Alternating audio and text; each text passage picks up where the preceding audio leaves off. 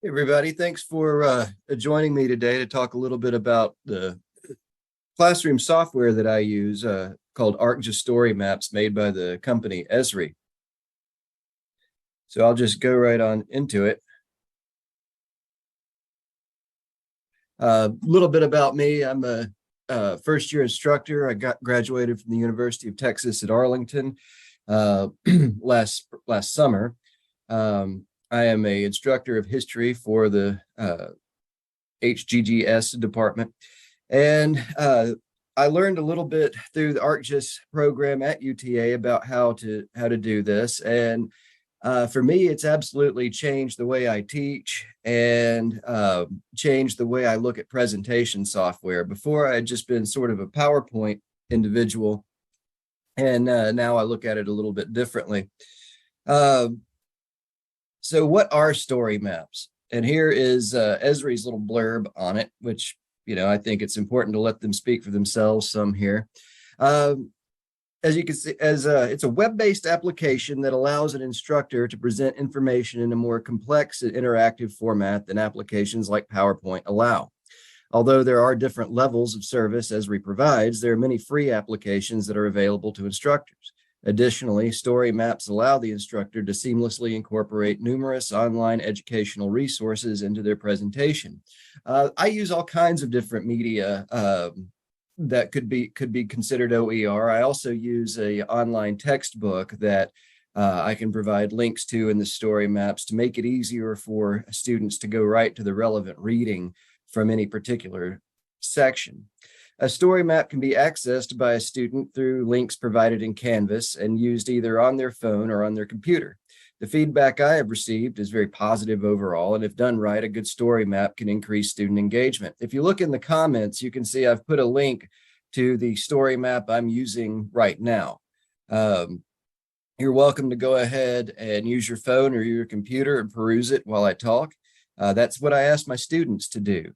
I don't discourage them taking notes, I should say. I don't want to disrupt anybody's process, but I'm totally fine with them being on their phone or computer, scrolling through the story map as I teach the class. I think it improves engagement. And the completeness of the story map, as far as it goes with the lesson, allows me to make sure that they have all their material covered so that notes aren't as necessary. There's not any lecture material in the class that solely comes from the lecture and not the story map. And that also helps me make sure that students with disabilities get what they need without me having to provide additional lecture notes, which might be incomplete.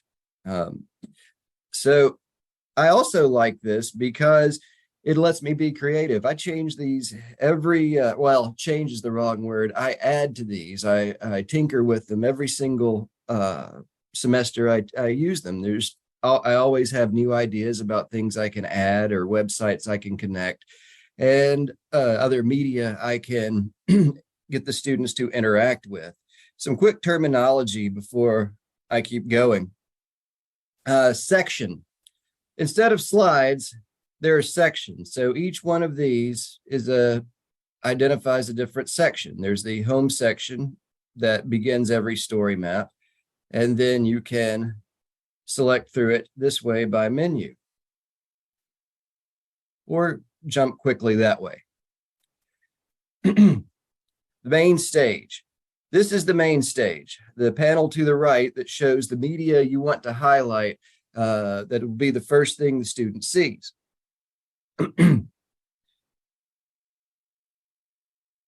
Side panel. This is the side panel.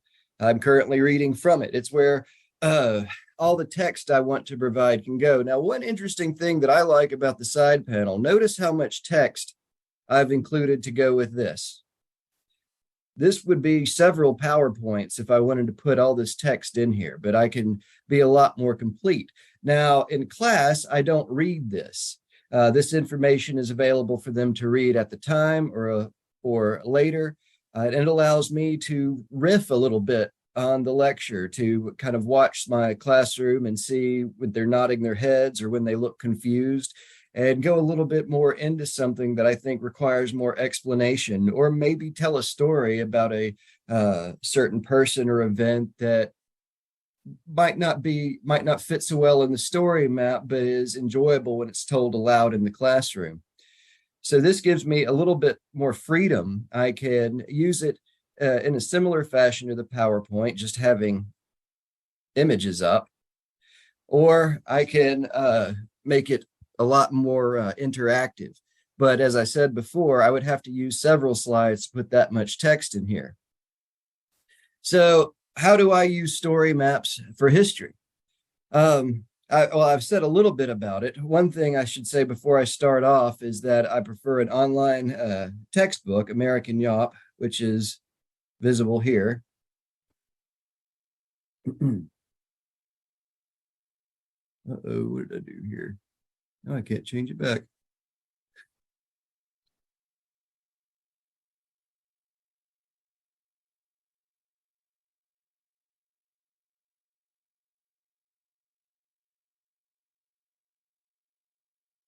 And there we go. So that, as you can see, that allowed me to put the menu of American Yawp where they can click on it easily. In other places in this lesson, I have put a direct link to a particular chapter.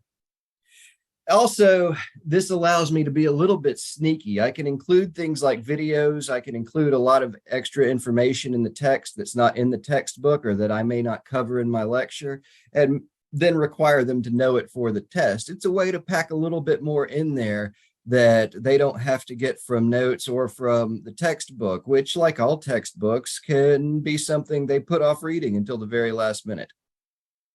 Frequently, that is what they do. So images. There are different ways to present images. First, over here in the main stage, you would see this map of Virginia, assuming I'm going to be talking about John Smith and the early years at Jamestown. So over here, I've been able to put a picture of John Smith in the side panel. Over here is his famous map. But because I'm a historian, because we want to be more inclusive in the way we teach history, I've also put a link to Native American figures like Chief Powhatan or his daughter Pocahontas, so that there are images of everyone. I try as much as I can, as long as I can find them, and especially if the images are contemporary. I tend to shy away from images that are not contemporary for obvious reasons as a historian. But contemporary images can really bring alive an individual historical actor and give the student an image to put in their head to match. And I've had students tell me that they learn more visually or more audio visually, and that having an image to go with the face can often really help them remember who the person is.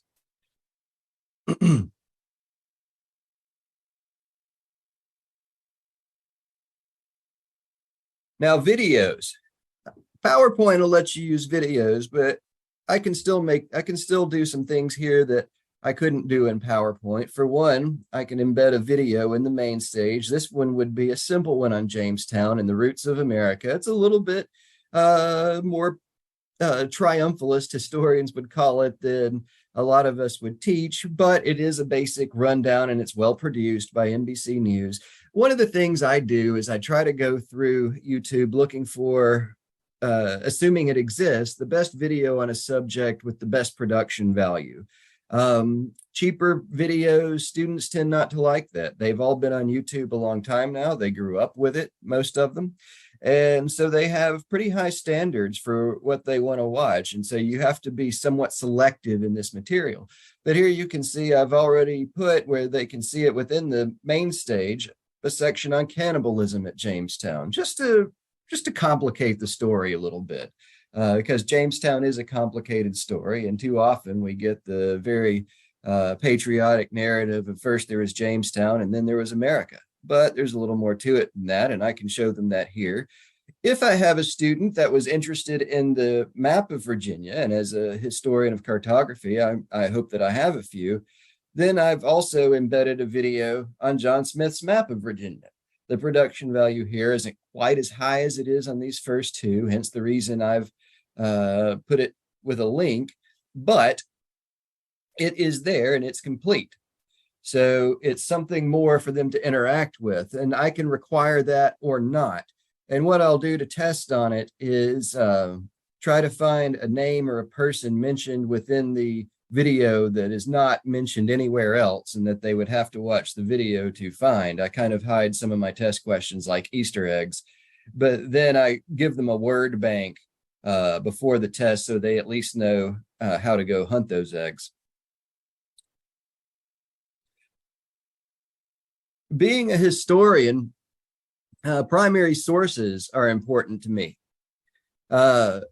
And one thing I can do here that I couldn't do with PowerPoint is embed primary sources that come from Internet Archive and other sites, such as the National Archives, .gov, things like that. But it's completely interactive from the story map itself. So I can start flipping pages. I can come down here and use these controls to go ahead a few pages. And I've chosen the original publication here. There's lots of good stuff on Internet Archive. And for somebody that specializes in the 17th century, copyright doesn't normally apply to anything I'm doing. Also, a feature to show here would be that, say I've gotten down to this point and I'm talking about a primary source about John Smith, but I need to quickly go back to the previous section. Well, I could do it up here, or I can just set a quick jump to do that. And so that way I've got a seamless transition, both for me during the lesson and for them. And something I've learned about computer age students, these students born in this millennium, is that if you make it easy, they will use it. If you put in too many steps, they will not. It's just, I think everybody that has taught a little bit has learned that the fewer steps you can put between them and the information, the more likely they are to use it. So I try to make it as simple as I can and as user-friendly as I can. And so some of these jump functions can really help with that. Now, I teach freshman history, so no, I don't make them read a general history of Virginia. That would be quite a bit. I do often present excerpts that I take, and I'll put those here, especially if I want the excerpt to be something that I'm going to test on or something I want them to remember. But I do want them to be able to look at the original primary sources if they're curious.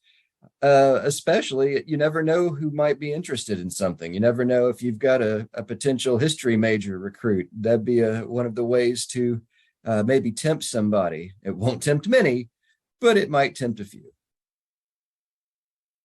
Maybe the curious. Map presentation. Well, it's called story maps for a reason. It allows you to create your own maps with all different kinds of base maps. There's different functions you can do. Today, I've just selected the simplest function to show you, which is being able to just put locations on a map. That can seem fairly simple, but there's a little bit more that goes into it than you might think. And it's interactive as well. I can zoom into it. Now here I've chosen a base map that is not topographical. And I've done that because of the way it looks. And for this particular lesson, it makes sense. Whoop, a little bit too much zoom. But I can also add things when they hover over the dots or click on it, and tells you what colony, who founded it, whether it survived for the lesson this was designed for, and the latitude, longitude coordinates. I don't always include the latitude and longitude coordinates. I did here. And you can, click over all of them and see what those are. And this highlights all the English colonies that were attempted in the early 17th century, which is where it was used in a lesson on the early 17th century. However, sometimes I want to show something a little different. I want to go with topography, and ArcGIS software, which comes ArcGIS is a global information system that is much more complex than ArcGIS story maps. It's a highly developed mapping software. And so, like all things in that category, they have really excellent topographic maps. And here's an example. Here's Jamestown. We've been talking about it. So I want to click on Jamestown. First off, show you that. See it as how I've hovered over the archaeological site. It made sense to it made sense to put a link right to Jamestown Rediscovery's historical Jamestown's website. Just, again, there's more things to click on, more things to interest them. And I repeatedly get feedback from students that says we want more interactivity. That's a very student thing to do. You give them one thing that's innovative and new, and suddenly it's taken for granted, and you should do a lot more of it. It's good though. It's the highest form of praise that there could be, really, from most students.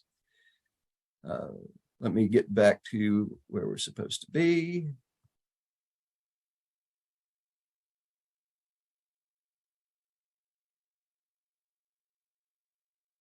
Okay.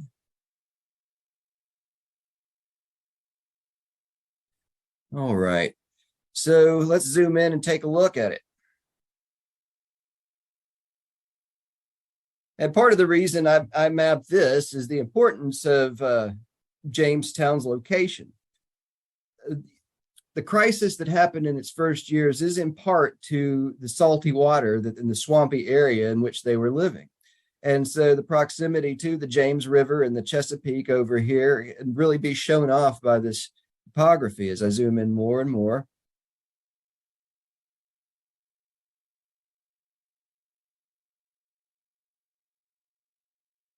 So they can see exactly what's going on here. And now it's sort of clear when you look at the rest of the water, why this spot, right? This little peninsula that jumps out here almost seems like an ideal place to put a fort to protect the river. But what they don't know, of course, is that the salt water from the Chesapeake Bay has drifted in here a little ways, and they're drinking salty water. It's gonna make it's ultimately going to make this story happen.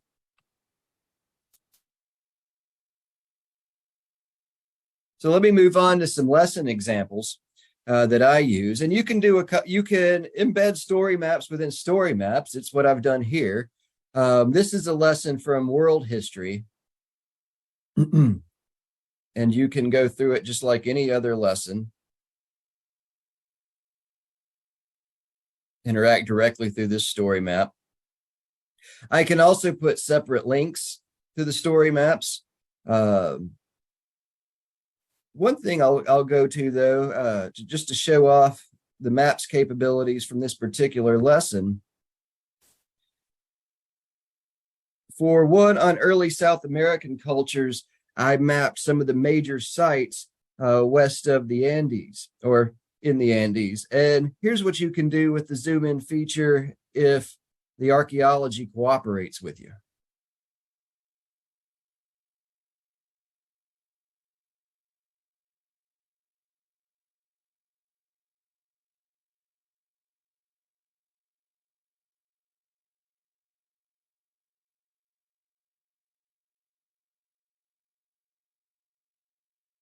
There's the Nazca ruins.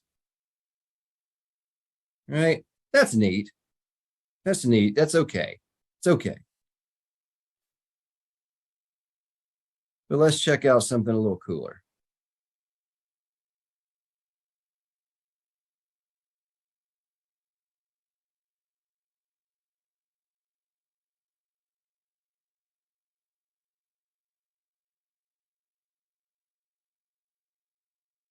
Over here, we have Machu Picchu.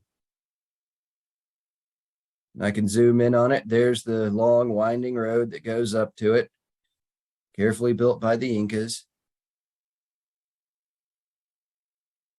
And now we can see the Palace of the Sun in the Andean mountains from its topography. So I can show this in class, or a student can zoom in on it later.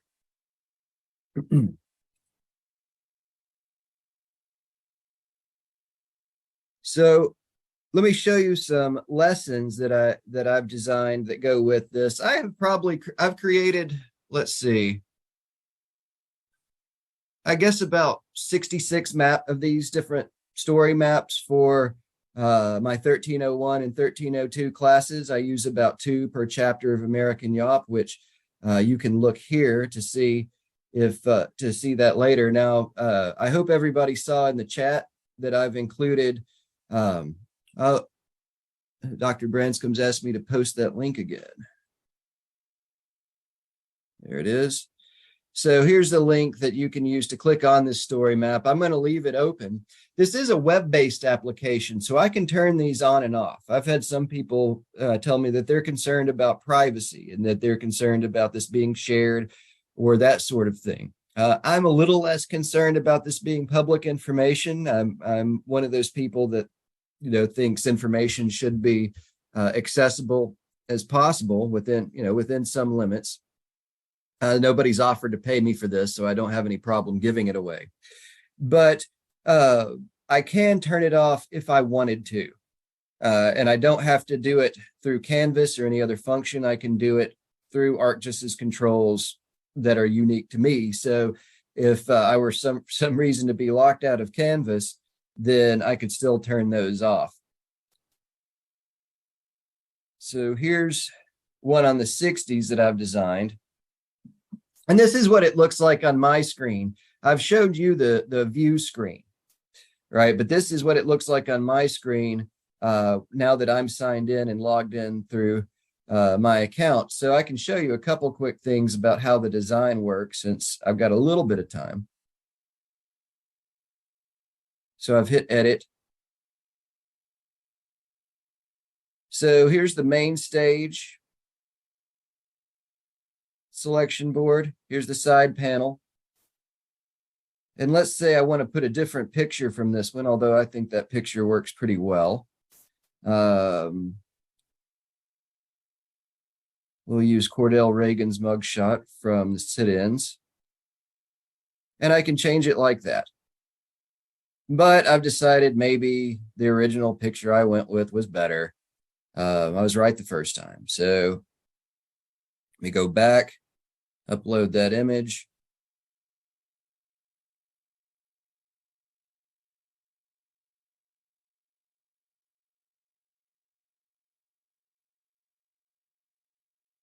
Oh, here it is. Easy. So in this one, I designed this one primarily to speak for itself, meaning I try to say as little as possible during this lesson because I think this is African-American history that is best presented in Black voices as much as I can allow that with the video and whatnot materials I have available. There are a couple times I have to make some comments, but for the most part, it's self-contained. And I timed this so that if you go through and watch all these videos in their entirety, it's exactly 50 minutes. So it's we walk in, I take roll and hit play and just go through the sections. And in this particular one, instead of putting my own words, I've gone to the Martin Luther King Jr. Research and Education Institute, and you can find the original website link to it here and put an excerpt in again to try to preserve Black voices in place of my own. And I can include videos, other sorts of material. I can do things like this with material on the side so that when I'm talking in class, if I want to bring up an important picture, make that the focus for a minute, I can do that. But you can see also how it's a nice clean presentation. If some of you are able to look at this on your phone, you can see how it looks on a phone as well. It comes up looking like any sort of other application. It's clean, it's easy to use. Students don't have to have an app downloaded beforehand to use it.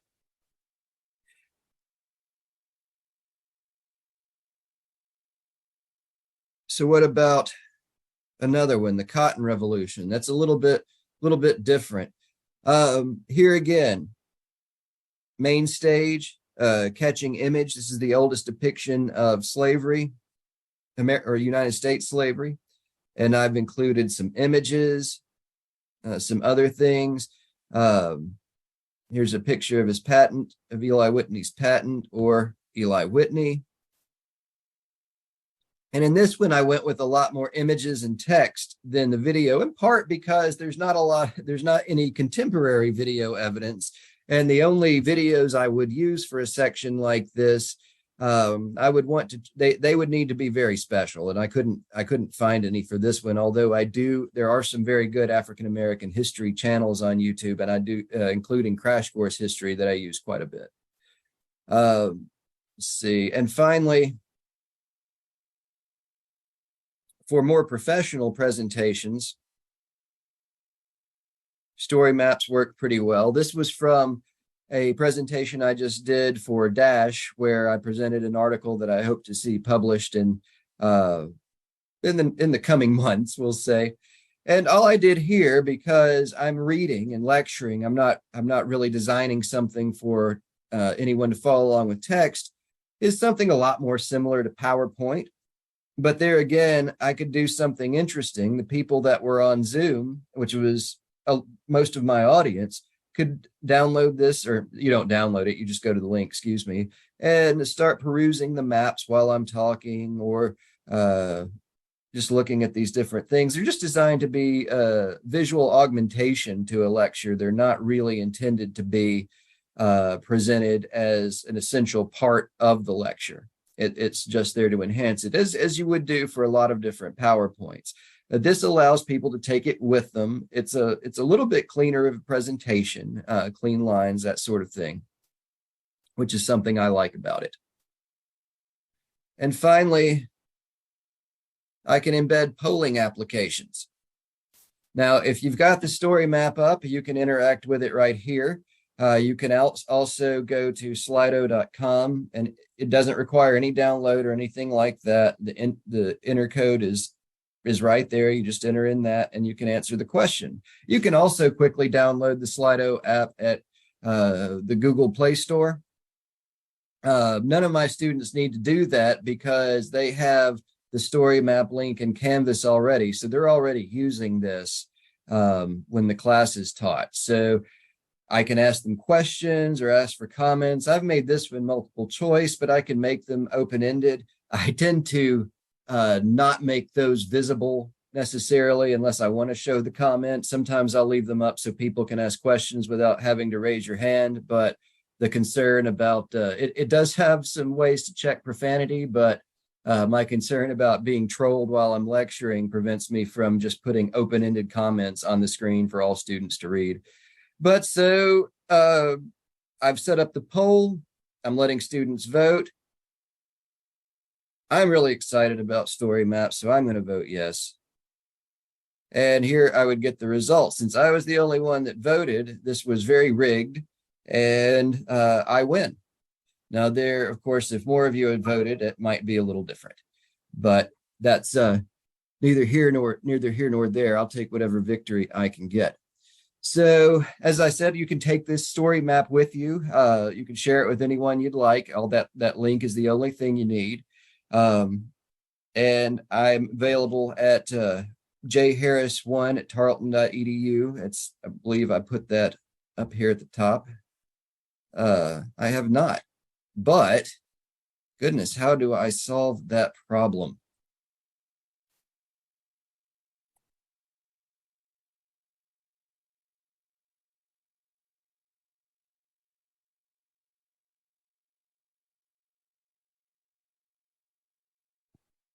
Easy. So if anybody has any questions, I'll be glad to answer them. Now, either by the chat screen or, you can turn off your microphone and ask.